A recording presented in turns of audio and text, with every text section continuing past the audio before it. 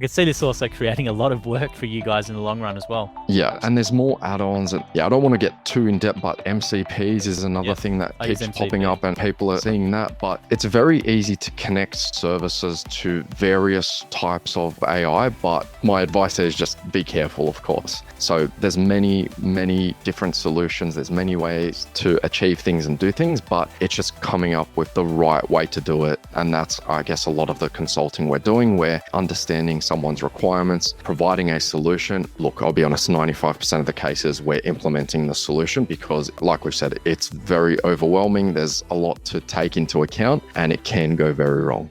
So Lib, thank you for joining us on the Jim's Group podcast as well. And you're from Jim's IT at Abbotsbury. You've been with us now, I think, since January 2026. So at the start of the year, so just over 6 months. And before we get into it, well done on your star rating. So for those who don't know, we have a system here called FMS where we can see all the reviews and surveys. And I've had a look and perfect 40 commendations or 5-star ratings from the leads that you've done so far. So well done on that. So let's just first of all start with Lib before we get into asking about your services. What got you involved in Jim's IT?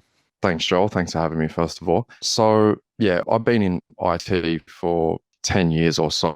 I haven't worked for myself in this industry, and I've been always an employee, multiple different corporations, government agencies, MSPs, I've done private and public. And I was just kind of over climbing the corporate ladder, they say. Had various, leadership roles and whatnot, but nothing can really compare to running your own show, I guess. So I just wanted to, take control of my career, I guess, get in as early as possible. And I realized, why not give it a crack? So like you said, I've been going since January, and here we are. How's it been for you? Yeah, it's been good. I had a really good first couple months, and the last couple months I've been really focusing on what I want to do, which is focus on the B2B stuff. And so at first I was servicing, everything. And then I thought, why not try change a couple things over the last couple months and really focus on what I'm passionate about, which is that B2B corporate services kind of thing. So I'm trying to transition into, I guess you could say, an MSP, where I provide managed services for businesses. I still do, residential. I have previous residential customers. It's just not my focus at the moment to take on the new stuff. I'm really pushing for working with businesses, all their websites, domains, apps, that kind of environment is what I'm focusing on. Awesome. Let's now talk about that then. So when we say B2B, we mean business to business, for anyone who's wondering what that term means. So business to business. So you mentioned the word MSP a bit. So can you just tell us a little bit about what that actually means and how do businesses actually use you and why maybe they should use you rather than maybe going to a larger MSP provider? What are the advantages? Yeah, so I guess first of all, MSP is a managed service provider. So when you're running a business, obviously technology now is a massive component of that. I understand maybe not for absolutely 100% of all businesses, but the majority will require technology at some point throughout their day. So if you're, say, a small business with 15 employees, 20 employees, 5 employees, whatever it may be, you may not want to have a dedicated technology person, or you're sick of doing it yourself. So you outsource it to an MSP where we handle your website, your domain. Maybe you've got remote clients, you need to facilitate remote software. There's a lot of things that you could possibly use where you don't want to manage it yourself. It takes up too much of your time. So you outsource it to someone like myself or an MSP where you're hands off. We worry about your technology environment and you can worry about running your business and what you're good at. Hope you're enjoying the podcast, and sorry for the interruption. This is the host, Joel Kleber. I've got a real quick favour to ask you. We've had more than 50,000 downloads across our podcasts over the years, but not many reviews. So we just need people to take the time to do us a favour. And if you enjoyed the podcast, leave us a review on iTunes or Spotify. Really helps the show. Now back to the podcast. And obviously emails is included in that, and there's cybersecurity and things like that Absolutely. as well. Because I know a lot of businesses, and I always hear my email's not working or email this, right? And they've got no idea about getting into it. And I think having someone like yourself on call is just an absolute no-brainer. Yeah, absolutely. Well, like I said, it obviously doesn't apply if you've got a massive business and you've got an IT team. That's obviously done in-house. But like I said, if you are at that point where you're like, okay, our technology stack is quite significant, I don't want to do it myself anymore, I want to focus on my business, that's where the people get into a position where they say, okay, it's probably time I outsource this. That way it becomes our headache, so to speak. You don't have to worry about that, and you worry about focusing on your business. Now, that'd be most businesses, wouldn't it? Because most businesses are small businesses or they're medium businesses. There's not, many there's obviously multinationals, Absolutely. but most of your clients would probably be sitting in that small business range. So do you want to give some examples of like maybe packages, or like what's an example of like a business that you do this for? Like what are they actually engaging you for? And maybe actually give them some scenarios of some problems you've helped them with. Yeah, so the biggest ones recently have been people sick of managing their domain, their registrar, their emails, their website. There's many, many components when it comes to, purchasing a custom domain, then pointing it towards your emails, DNS, all that kind of stuff. And I've actually been quite surprised with how many people have been doing it themselves. They've been getting by, but they spend so much time and it absorbs hours and hours and hours, because to get it right, it takes a very long time. When things go wrong, it takes a very long time. So we're finding that's actually the biggest thing that's coming through at the moment. People are trying to wipe their hands clean of not having to manage their custom domain, point it to their emails, get their website, host their website, modify it, change it, because it can be very annoying if you don't know what you're doing. You spend so much time researching, trying to figure things out. And like I said, when things go wrong, it can be very, very time consuming. So that seems to be the biggest request that is coming through at the moment. People trying to outsource that so they don't have to worry about it. And we're picking that stuff up.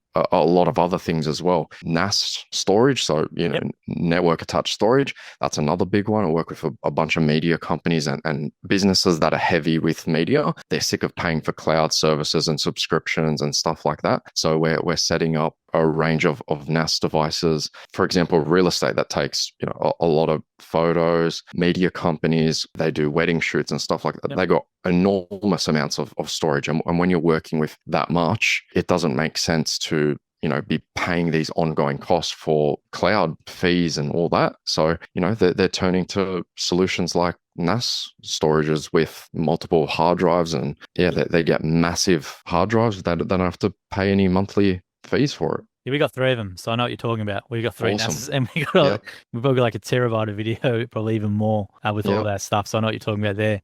Is there any other solutions as well that you help out businesses? You mentioned, like, just from my perspective, I know emails and cybersecurity is probably the 2 biggest focus internally in gyms, and obviously we've got an internal IT department, but I can imagine that would be a big problem for a lot of businesses who don't have access to an IT department. I think having someone like yourself there would be absolutely critical, especially with emails. I think emails going down all the time because people stuff up something in their DNS or whatever they're doing, and that can cause a lot of issues. Yeah, absolutely. So like I said, that is a massive one, because it comes down to a lot of configuration. When things change, organizations are constantly changing devices, so they're having to set things up, tweak things here and there. So there's always roadblocks, and that's why having a partner, a technology partner, it comes really, really helpful, because they can, one call away. Yep, what we can do in 5 minutes might take someone 5 hours. So there's a whole range of things we do. They're the couple of the main ones. Another big one is networking. We're setting up a lot of corporate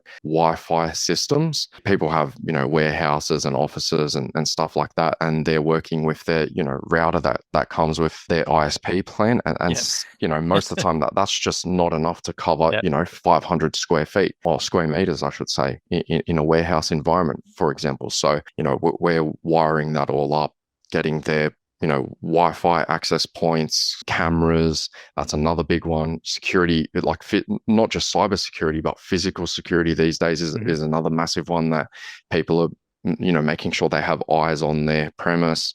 It's being recorded. So there's many services as you can imagine, but they would be some of the most heavy hitting ones. And Lib, you go on site to these actual businesses as well, right? Yep. So I always like to go, even if it's a remote service that I can do completely remote, for example, a website, or, managing things that you don't need to be on site at all. I always like to go on site at least once, just to, meet in person. Now, I do have some clients that are, in different states, so that's not as easy. But I absolutely go on site, especially when it comes to, initial setup. If we're having to, all the cameras, stuff like that. You need to be physically on site, at least for the initial setup, and then it can all be managed remotely. So we can get out of your hair after the hardware is installed. We keep it up and running. We manage it. We ensure it's kept up to date. It's maintained. You've got access.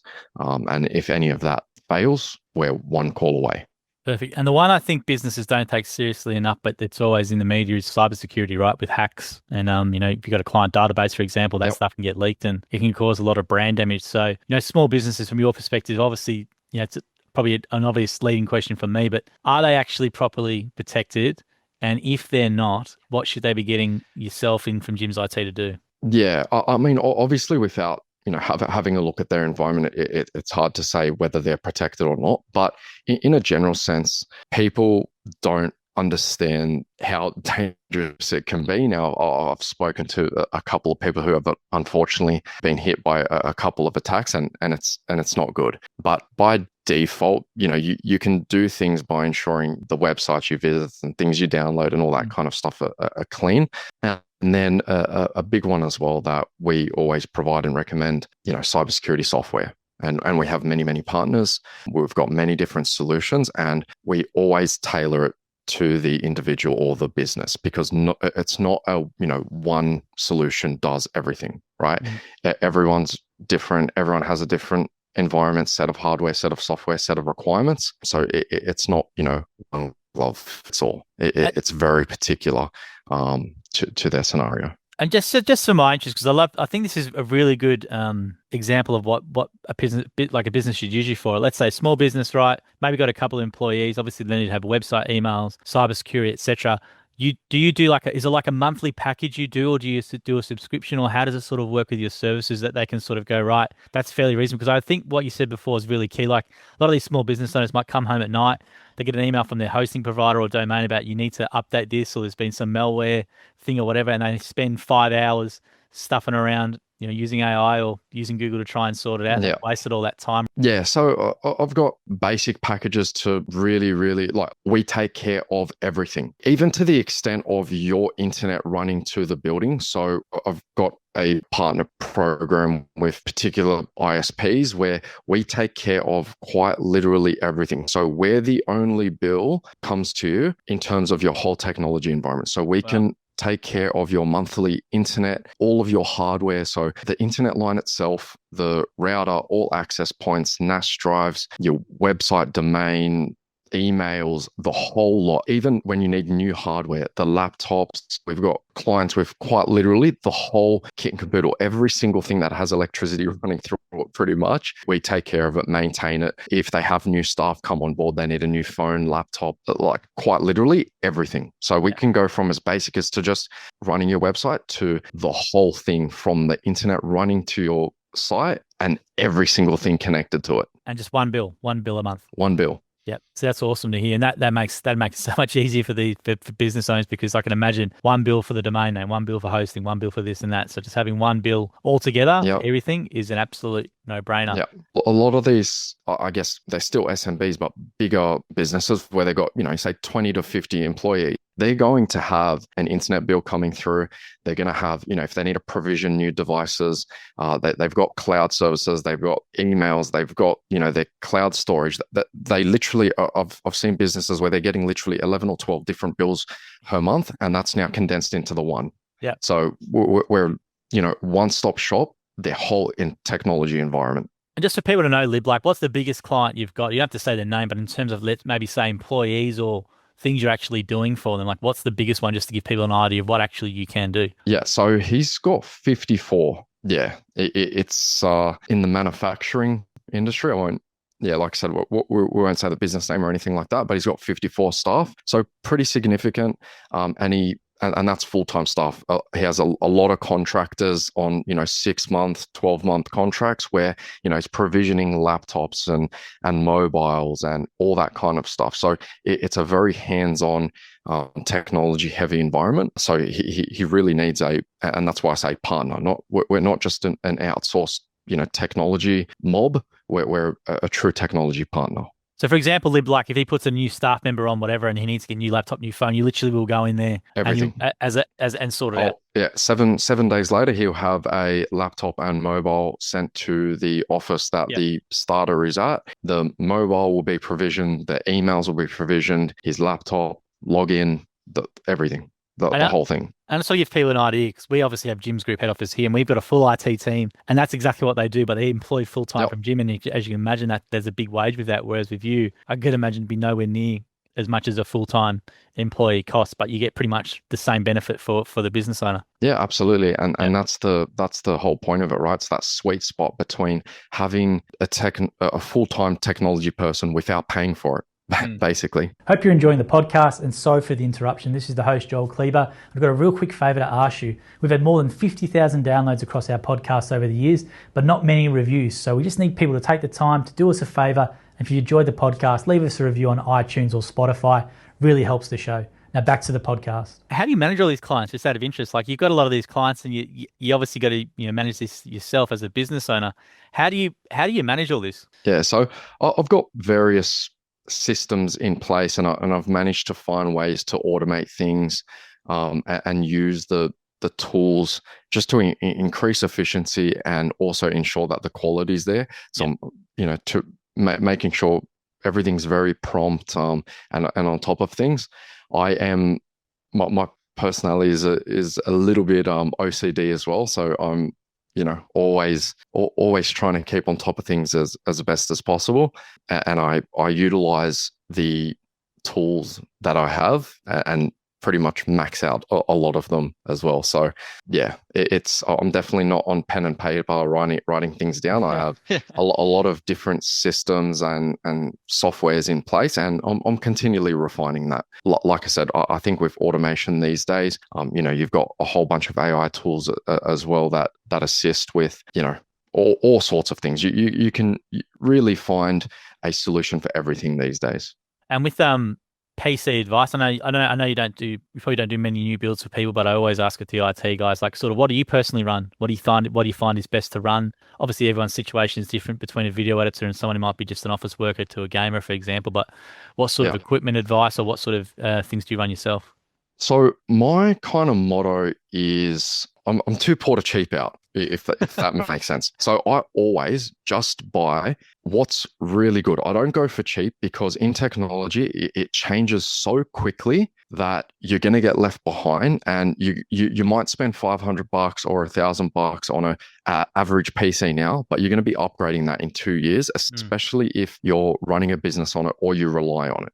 Now, if you're just checking your emails once a day for 5 minutes, that's a different story. But if you rely on your PC or your technology to any extent, I always, recommend going with something that's quite good, because it'll pay off in the long run. Yeah. And like I said, with technology advancing the way it is, software becoming more and more demanding, I always recommend going with something really solid off the rip. And that way it'll save you in the long run. And I think now, because things are moving so quickly with AI and stuff for business owners, I think that just everyone's getting overwhelmed. And I think it probably should make more work for you guys, because if people are just getting so confused and getting told wrong things when they're trying to solve a problem with AI, for example, and they don't know how to literally do it, and they waste time, and they should just have you guys on call to do it. So how do you see that sort of playing out in the future? Yeah, so I don't think that's going anywhere anytime soon. And more people are catching on to how useful it can be. However, their biggest hurdle is starting, because it can be quite overwhelming, especially if you're not familiar with it. So we're doing quite a lot of, I guess you could say, consulting. Wow. when it comes to stuff like that, providing a bunch of advice as to what are your actual requirements and what is the solution that'll actually get it to do what you want it to do safely. That's the biggest thing as well. That's a whole topic on its own. But yeah, making sure it's doing what you want it to do within the constraints that you expect. Yeah. So it's not doing anything it shouldn't, or sharing anything it shouldn't, or getting its hands on anything it shouldn't either. Because I can see it making more work for you guys, because if people hooking up AI with connectors to like Outlook and Gmail and things like that, and that comes with its own risks, right? So I could see this also creating a lot of work for you guys in the long run as well. Yeah, and there's more add-ons, and I don't want to get too in depth, but MCPs is another thing that I use keeps MCP. popping up and people are seeing that. But it's very easy to connect services to various types of AI. But my advice is just be careful, of course. So there's many different solutions. There's many ways to achieve things and do things, but it's just coming up with the right way to do it. And that's, I guess, a lot of the consulting we're doing. We're understanding someone's requirements, providing a solution. Look, I'll be honest, 95% of the cases we're implementing the solution because, like we said, it's very overwhelming. There's a lot to take into account and it can go very wrong. And the good thing for people to know, Lib, as well, it's not just 6 months of experience as Jim's IT and nothing before. You've got all this experience from before with government and MSPs and large businesses as well. And the great thing for business owners to know is they get access to all that experience for a fraction of the cost of those other places. Yeah. And obviously the on-site thing I think is really cool as well. We can actually come in physically to see people, which I think is a really good point of difference. Yeah. So that, and that's the thing. I've been around that corporate environment in various, I've been in engineer roles and leadership roles and management roles and stuff like that. And like you said, I've got a background in federal government and in private, so I understand data sovereignty and all that kind of stuff. And I have various customers that have to keep their data in Australia and, all that kind of stuff. So yeah, it's good that I've got that background because I understand when customers need those particular things. And you personally, you can work with clients from anywhere though around Australia, right? So for example, someone might watch this and go, yep, this guy I'd like the sound off, can maybe help with my data storing for Australian requirements, whatever it is. So you can work with that person. Absolutely. Yeah. Right. Great to know. And is there anything else about Jim's IT that people should know that I haven't asked you? Because Jim's IT, I think, is now 50 franchisees. It's great to hear you doing the B2B space as well, and hopefully more people can become aware of it. But is there anything else people should know about Vision? So, yeah, like you said, I think it's up to about 56 at the moment, something like that, Australia-wide. I guess the biggest thing to know is we don't just go to homes and replace a power supply or go to homes, build a PC and drop it off. We can do quite literally everything. We've got skills to do much more than just hardware replacements or builds. And like I think I touched on at the start, that's actually not my focus, right? My focus is that business and corporate support. I would say if you think maybe there's a thought in the mind that, Jim's IT can't do it, call the call center and find out. There's a whole bunch of services we provide and people are actually surprised when they find out what we can do. I would say, yeah, give us a go, inquire. What's the worst that can happen? We might say no, but I genuinely can't think of anything that we can't do or can't provide. Perfect, Lib. Now, every single franchisee or franchisor listening as well, please reach out to Jim's IT guys as well, because I know you guys sometimes struggle with different things, and especially some of the newer guys, so definitely reach out to the team as well, and make sure you call 131 546. But Lib, thank you very much for your time today as well. Good to see you again, mate, and great to hear about everything you can do, and it's an absolute no-brainer for a business who needs IT support. Absolutely. Thanks, Joel. Thanks for having me on. Appreciate it, mate. Thank you for listening to the episode of the Gyms podcast. If you want to learn more about the Gyms Group, head to gyms.net or call us on 131 546 Australia or 0800 454 654 New Zealand. And if you did like the episode as well, please make sure you leave a review or a comment or a thumbs up or a comment on the video as well. We appreciate your support. And until next episode, we hope you have a great week.